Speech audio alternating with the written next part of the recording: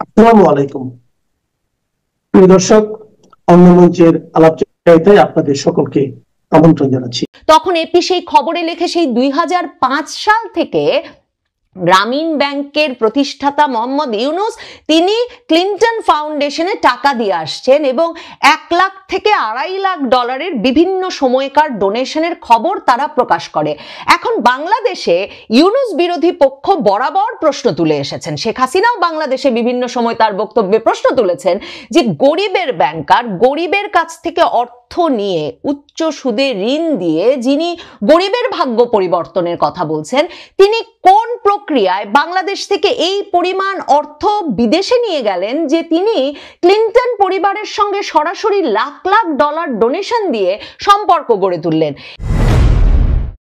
ক্ষমতাচ্যুত হওয়ার 15 মাস বাদে শেখ হাসিনা যে স্পষ্টতই বুঝেছেন যে ডক্টর মোহাম্মদ ইউনুস সরকারের তাকে নানা রকম নামে দুর্নামে দুর্নীতির অভিযোগে, হত্যার দায়ে, নির্যাতনের অভিযোগে ঢালাওভাবে অভিযুক্ত করার যে প্রচেষ্টা ডক্টর মোহাম্মদ ইউনুসের বিভিন্ন আন্তর্জাতিক সংবাদ মাধ্যমে সাক্ষাৎকার দেওয়ার মাধ্যমে বা বিভিন্ন ফোরামে যোগাযোগ করার মাধ্যমে, সেটা একরকম ভেস্তে গেছে। আন্তর্জাতিক সংবাদ মাধ্যম সহ আন্তর্জাতিক ফোরামগুলো তার সঙ্গে আলোচনায় রাজি, জানতে আগ্রহী তার আগামীর পরিকল্পনা কি, কিংবা 2024-এর ঘটনাবলী সম্পর্কে তার ভাষ্যটাই কি। শেখ হাসিনা এর পাশাপাশি এটাও বুঝেছেন যে নিজের ইমেজ দিয়ে বা নিজেকে একটা ব্র্যান্ডে পরিণত করে যেই ডক্টর মোহাম্মদ ইউনুস বিরাট সাম্রাজ্য গড়ে তুলেছেন, অন্যদিকে পুরস্কৃত হয়েছেন গরিবের ব্যাংকার হিসেবে, আন্তর্জাতিক সংবাদ মাধ্যমের কাছে এই প্রশ্নটাও তোলা জরুরি যে গরিবের ব্যাংকার হত দরিদ্র মানুষকে উচ্চ সুদে ঋণ দিয়ে তাদের উন্নয়নে ভূমিকা রাখবার দাবিদার এই ব্যাংকারের কাছে এত এত অর্থ কি করে এলো? শেখ হাসিনা সরাসরি এই প্রশ্নগুলো এখন আন্তর্জাতিক সংবাদ মাধ্যমে দেওয়া সাক্ষাৎকারগুলোতে তুলছেন। সম্পর্কিত প্রশ্ন থাকলেও তুলছেন, সম্পর্কিত প্রশ্ন না থাকলেও তুলছেন। যেমন হিন্দুস্তান টাইমসের সঙ্গে সাক্ষাৎকারে এ বিষয়ে তাকে কোনো প্রশ্ন করা হয় নাই, তার বিরুদ্ধে যে দুর্নীতির অভিযোগ কিংবা ডক্টর মোহাম্মদ ইউনুস সম্পর্কে কোনো সুনির্দিষ্ট প্রশ্ন এমন কোনো কিছু ছিল না। কিন্তু ডক্টর মোহাম্মদ ইউনুস সরকারের আমলে আওয়ামী লীগ নেতাকর্মীদের ওপর কি ভয়াবহ অত্যাচার নির্যাতন চলছে এবং সেই অভিযোগ নিয়ে যে আওয়ামী লীগ আন্তর্জাতিক অপরাধ আদালত আইসিসিতে গেছে, সে প্রসঙ্গে কথা বলতে গিয়ে শেখ হাসিনা বলে বসেন যে ডক্টর মোহাম্মদ ইউনুস একজন সরকারি কর্মচারী মাত্র ছিলেন, 6,000 টাকা বেতনে চাকরি করতেন।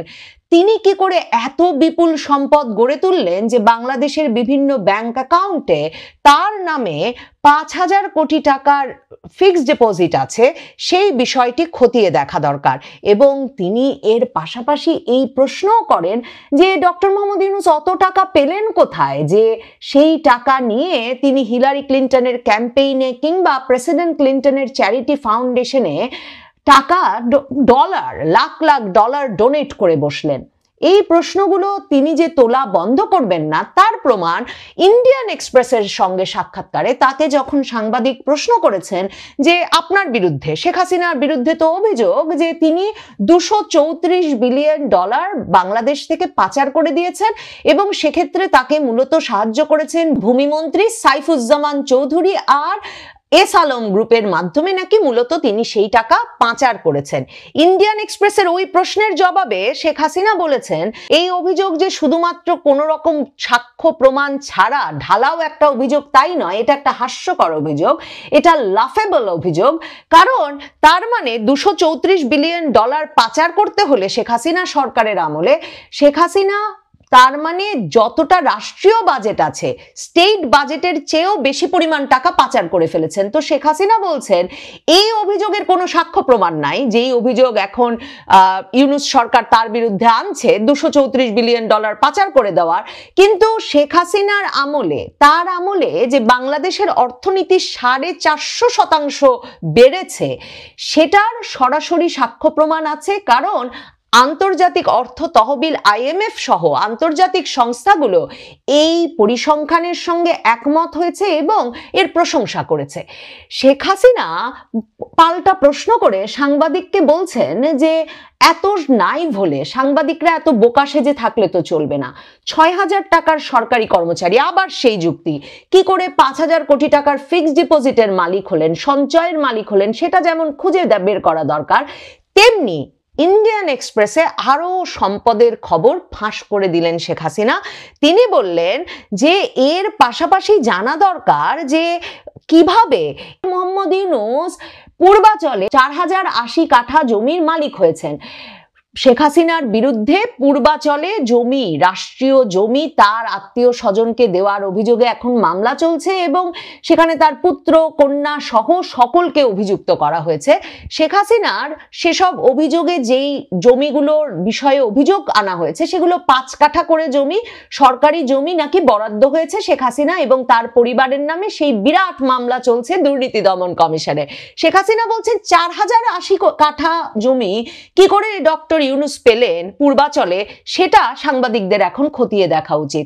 তিনি সুনির্দিষ্টভাবে বলছেন যে ওই পূর্বাচলের সেই ৪,০৮০ কাঠা জমিতে নিসর্গ নামে একটা রিসর্ট, অবকাশ কেন্দ্র প্রতিষ্ঠা করেছেন ডক্টর ইউনূস। সাংবাদিকদের এই বিষয়টা তো খতিয়ে দেখা দরকারই যে এই নিসর্গের মালিক কে, এবং সাংবাদিকদের আরো খতিয়ে দেখা উচিত বলে শেখ হাসিনা খবর ফাঁস করছেন আন্তর্জাতিক সংবাদ মাধ্যমে যে ঢাকার উত্তরাতেও ডক্টর ইউনূস ৩০০ কাঠা জমি কিনেছেন। এগুলো কি সর্বৈব মিথ্যা অভিযোগ? শেখ হাসিনা মিথ্যা অভিযোগ তুলে ধরছেন ১৫ মাস পরে আন্তর্জাতিক সংবাদ মাধ্যমের কাছে এসে। সংবাদ মাধ্যমে লিখিত উত্তরে সেই অভিযোগগুলো তাহলে এখন তো অস্বীকার করা দরকার, ব্যাখ্যা করা দরকার ডক্টর মোহাম্মদ ইউনূসের। দেখেন, শেখ হাসিনা সরাসরি প্রশ্ন তুলে বলেছেন যে শুধুমাত্র ক্লিন্টন পরিবারের ঘনিষ্ঠ বন্ধু বলে তো সাংবাদিকদের ডক্টর মোহাম্মদ ইউনূসকে কোনো ফ্রি পাস বা যা ইচ্ছা করার অধিকার দিয়ে দেওয়া উচিত না। এই যে ক্লিন্টন পরিবারের সঙ্গে তার সম্পর্ক, এটা নিয়ে কিন্তু আন্তর্জাতিক সংবাদ মাধ্যমে দীর্ঘ সময় ধরে খবর হয়েছে। ২০১৬তে প্রেসিডেন্ট পদে প্রার্থিতায় যখন ক্যাম্পেইনের একদম শেষ পর্যায়ে হিলারি ক্লিন্টন, তখন আন্তর্জাতিক সংবাদ মাধ্যম এপি, অ্যাসোসিয়েটেড প্রেস, একটা বিস্ফোরক খবর প্রকাশ করে যেখানে তারা বলে যে যখন পররাষ্ট্রমন্ত্রী ছিলেন হিলারি ক্লিন্টন তখন তিনি যত ফোন ধরেছেন ১০১ জন ব্যক্তি, তার মধ্যে তার ক্লিন্টন ফাউন্ডেশন মানে তাদের যে পারিবারিক চ্যারিটি সেখানে টাকা দিয়েছে, না হলে তার ক্যাম্পেইনে টাকা দিয়েছে।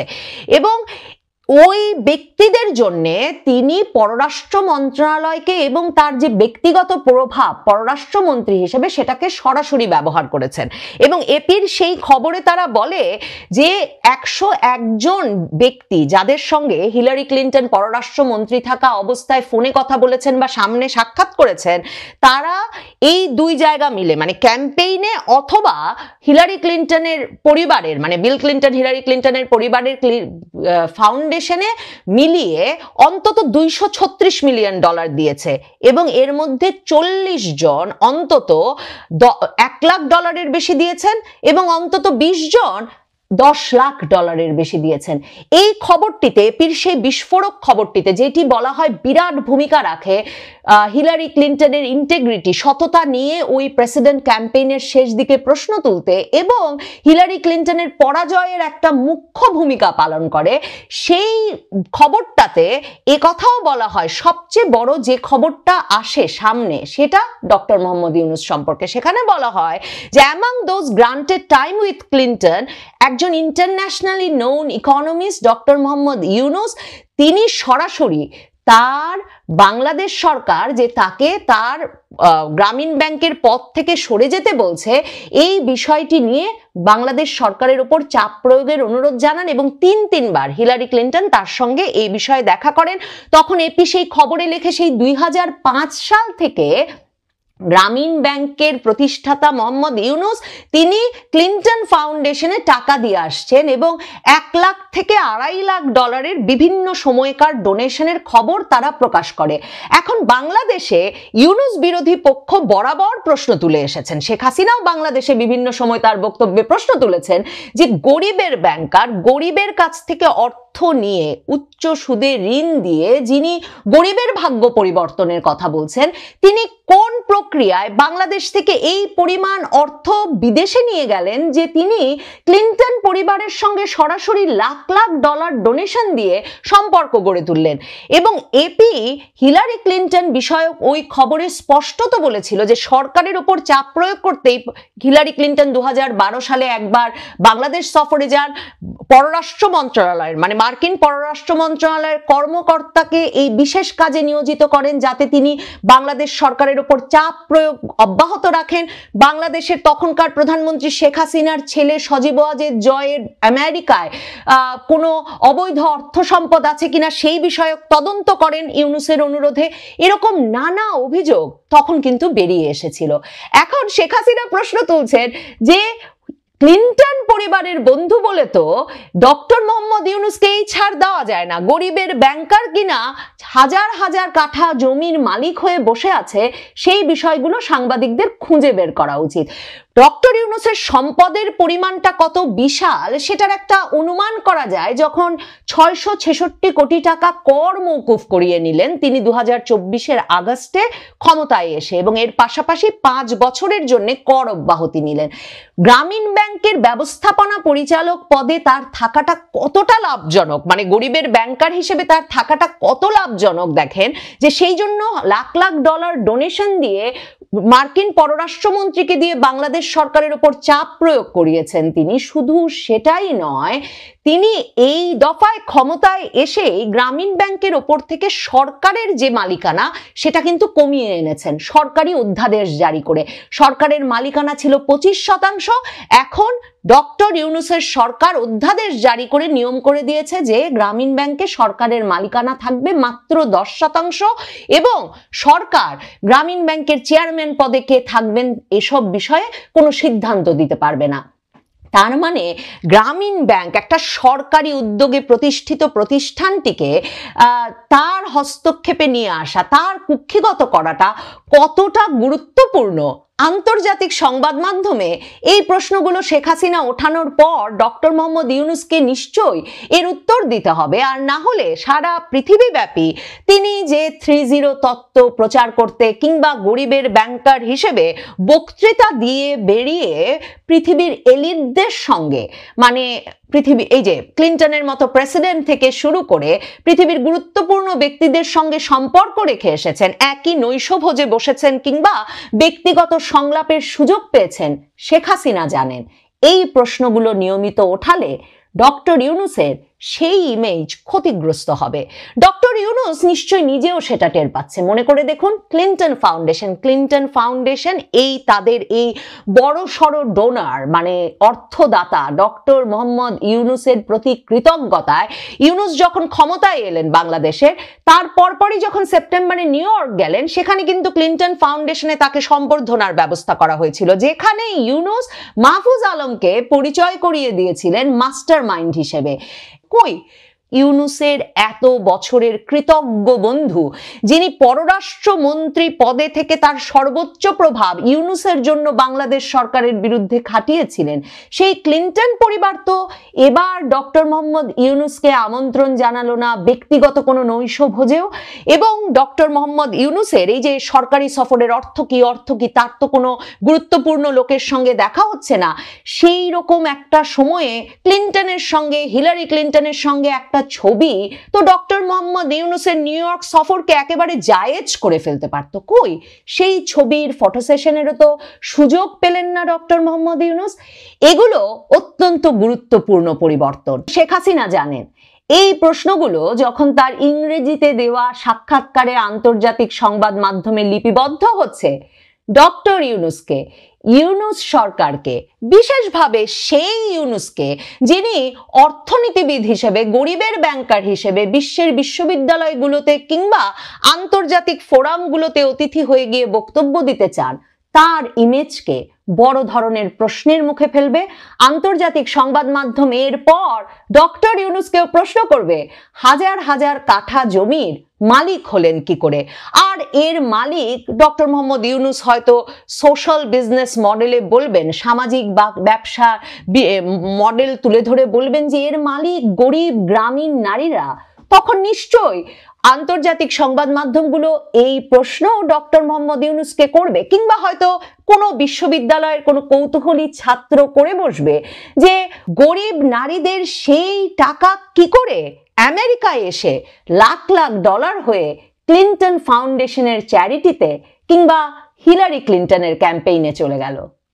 আজকে শিরোনামের বাইরেও আরেকটি বিষয় নিয়ে কথা বলবো। প্রথমেই আমি এই যে বলেছিলাম যে লালমনিরহাট সীমান্ত বরাবর জনবসতিহীন এলাকায় যে ভারত ৬২ কিলোমিটার ইন করেছে, আমাদের তাদের চিকেন নেকটাকে একটু প্রশস্ত করেছে, তার পরপরই আমরা খবর পেলাম যে আমাদের পঞ্চগড় সীমান্তের খুব কাছে ভারত একটা সেনা ঘাঁটি করেছে এবং কুড়িগ্রামের কাছে একটা সেনা স্টেশন করেছে। সেই খবর সেখানে ভারতীয় আর্মির পূর্বাঞ্চলীয় কমান্ডের যিনি প্রধান তিনি সেখানে গিয়েছেন, সৈন্যদের সাথে কথা বলেছেন, সেখানে তারা গ্রুপ ছবি তুলেছেন এবং এই ছবি বাংলাদেশের একটি অত্যন্ত প্রথম বিশ্বাসযোগ্য একটা জাতীয় প্রচার মাধ্যমে প্রচারিত হয়েছে। বর্তমানে বাংলাদেশের এই বাঙ্গি মিডিয়ার মধ্যেও দুই একটা পত্রিকা একটু সাহস করে যে খবরগুলো ছাপায় তার মধ্যে এই খবরটি একটি ছিল।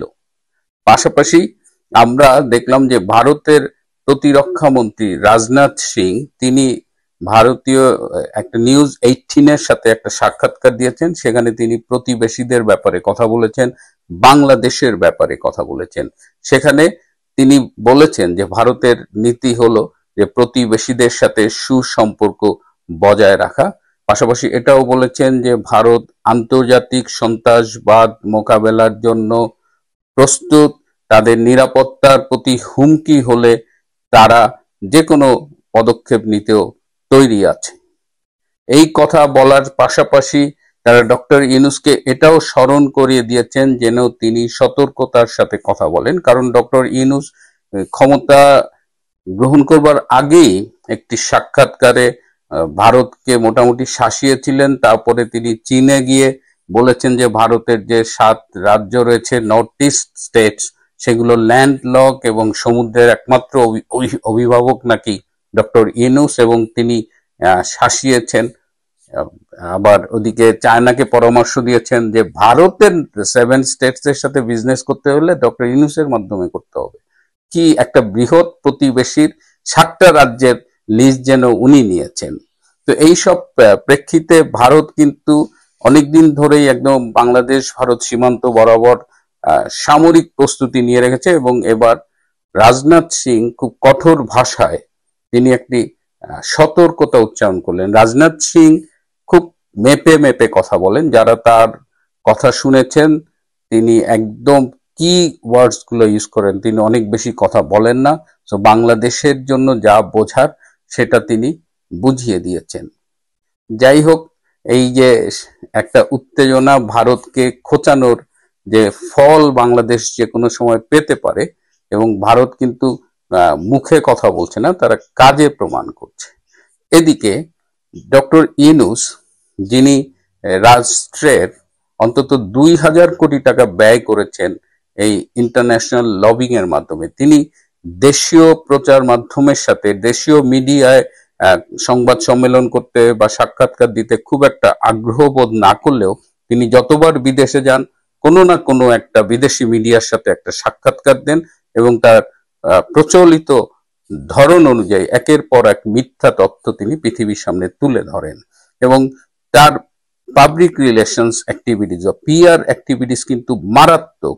আমাদের বাংলাদেশের রাজনীতিবিদরা চিন্তাও করতে পারবে না যে তিনি পিআর অ্যাক্টিভিটিস কোন লেভেলে চালায়। একদম ওয়েস্টার্ন ওয়ার্ল্ডের পিআর অ্যাক্টিভিটিস এর সাথে তিনি পাল্লা দিয়ে চলেন এবং তিনি তার যে ইমেজ ক্রিয়েট করেছেন দেশে বিদেশে, তার একটা বড় কৃতিত্ব হলো এই লবিস্ট ফার্মের, এই পিআর ফার্মগুলার।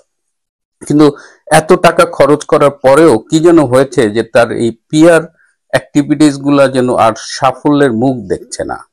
যে পত্রিকাগুলো তাকে 1 বছর আগে, 6 মাস আগেও প্রশংসার বন্যায় ভাসিয়ে দিত, সেই পত্রিকাগুলো যেন আজকে তার সমালোচনায় মুখর হয়েছে। একদিকে শেখ হাসিনা আন্তর্জাতিক মাধ্যমে একের পর এক তার কথা বলছেন, তার সাক্ষাৎকার প্রকাশিত হচ্ছে, তিনি নিজের অবস্থান ব্যাখ্যা করছেন এবং সারা পৃথিবীতে শেখ হাসিনাকে নিয়ে যে আগ্রহ, সেই আগ্রহের মানে আজকে আমরা দেখতে পাচ্ছি যে সেই আগ্রহটা কোন লেভেলে। সবাই শুনতে চেয়েছে এতদিন শেখ হাসিনা কি বলতে চান, কি করতে চান, কোথায় আছেন, কেমন আছেন। তো সারা বিশ্ব এখন পুরো মিডিয়া বলা যায় যে শেখ হাসিনা মুখী। অ্যাট দ্য সেম টাইম যে মিডিয়া এই ডক্টর ইউনূসকে একেবারে দেবতার আসনে বসিয়েছিলেন, এই দেবতার আসনে বসানোর পেছনে অবশ্য নগদ নারায়ণের অনেক ব্যাপার ছিল, কারণ তিনি তো মাল ডালেন, টাকা ঢেলে এই ইন্টারভিউগুলো অর্গানাইজ করেন। কিন্তু এখন যেন মনে হচ্ছে যে টাকাতেও কাজ হচ্ছে না। তার লবিস্ট ফার্ম কিন্তু স্টিল ওয়ার্কিং। এই যে আমেরিকায় গেলেন, 700 কোটি টাকা রাষ্ট্রের খরচ করলেন, ফল কি পাইছেন আপনারা আমার চাইতে ভালো জানেন। এমনকি এই যে ফিনান্সিয়াল টাইমস, যে ফিনান্সিয়াল টাইমসের সম্পাদক ডক্টর ইউনূসের ব্যক্তিগত বন্ধু এবং এই পত্রিকার সাথে তার ভীষণ ভালো সম্পর্ক, সেই ফিনান্সিয়াল টাইমসও দুদিন আগে দেখেন যে একদম খুব স্পষ্ট করে লিখেছে যে এই যে 1 বছর আগের যে অভ্যুত্থান, হ্যাঁ, এই যে জেনারেশন জেনজের যে অভ্যুত্থান, সেই অভ্যুত্থান কি 1 বছরের মাথায় এসে ব্যর্থ হতে চলেছে। এবং পুরো পুরো ইউনূসের গত 15 মাসের রেজিমের পুরো ব্যর্থটাকে একদম নির্মোহভাবে তুলে এনেছে।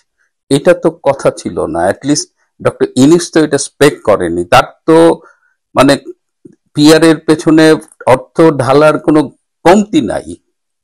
এখন এই সম্প্রতি দেখেন, এই শেখ হাসিনার ইন্টারভিউতে যখন সারা বিশ্বের গণমাধ্যমগুলোতে তোলপাড় হচ্ছে, তখন শেখ হাসিনার কাউন্টার দেওয়ার জন্য, শেখ হাসিনার বিরুদ্ধে নেতিবাচক সংবাদ পরিবেশনের জন্য, ইন্টারন্যাশনাল মিডিয়ায় নেতিবাচক সংবাদ পরিবেশনের জন্য 18 কোটি টাকা এই ডাস্টবিন শফিক হাতায় নিছেন।